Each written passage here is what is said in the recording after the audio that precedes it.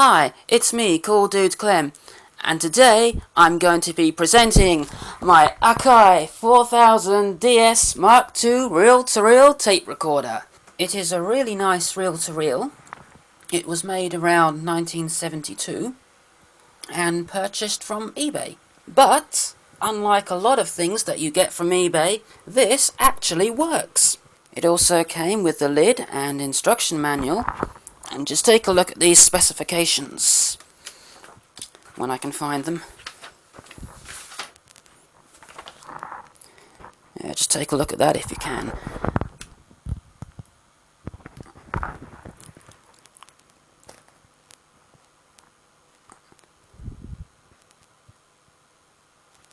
Okay, so let's start with a quick tour of the machine. Here you can see the supply and take-up reel tables. There's a counter here. This is the head cover. And here's the capstan and pinch roller. And the tape end sensor. There is also a switch on the head cover, and I'll explain what that does. It is a track selector switch, so when you use the recorder in mono, you can select which track you want to use. The capstan has a removable sleeve, and you remove the sleeve to change the tape speed. Right now it's set up for 7.5 inches per second, but if I remove the capstan sleeve,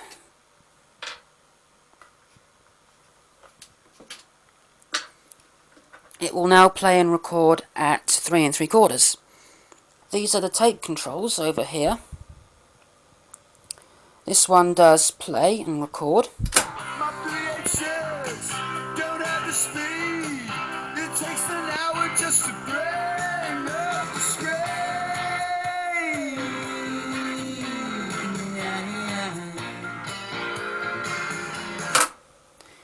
And this one here is for rewind and fast forward.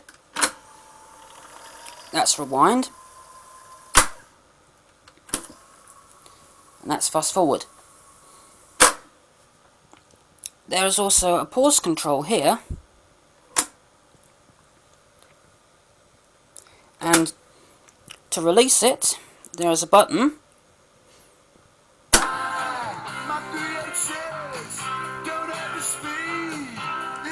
It can also be done while the tape is running.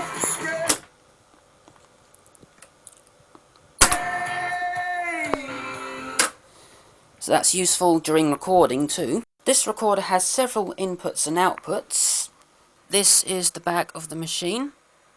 You can see it has line in and line out. And it also has a DIN jack. On the front there is left microphone input, right microphone input, and there is also a headphone output. It has left and right input level controls. There are actually two knobs on each channel. The small knob controls the microphone level, and the large knob controls the line level. I knew I'd get it out eventually. Now you can see the switches in the corner. This first switch is the monitor switch, so you can select whether you want to listen to either the tape or the source. The next switch along is the sound on sound switch.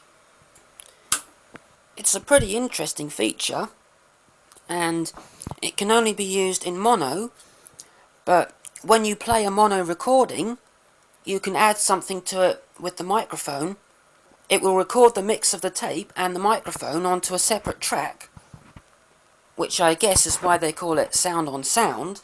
You can see there is an equalizer switch for whichever tape speed you're using. The last switch on the machine is the tape selector switch, and this is for selecting whether you have wide range tape or low noise tape.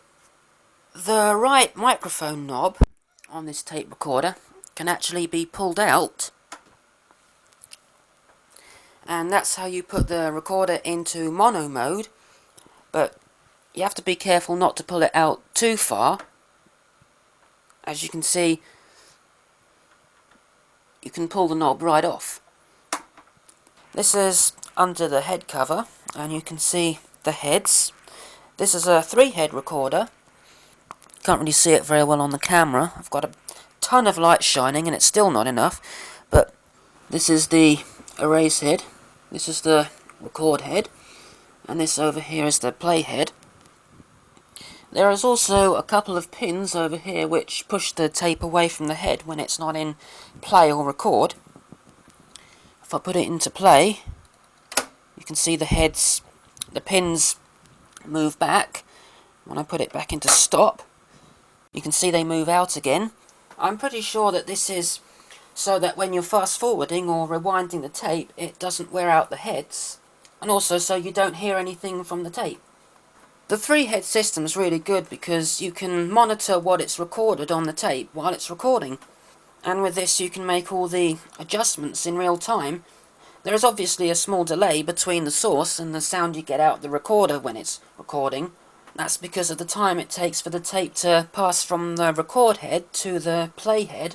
Anyway, let's move on and do some recordings.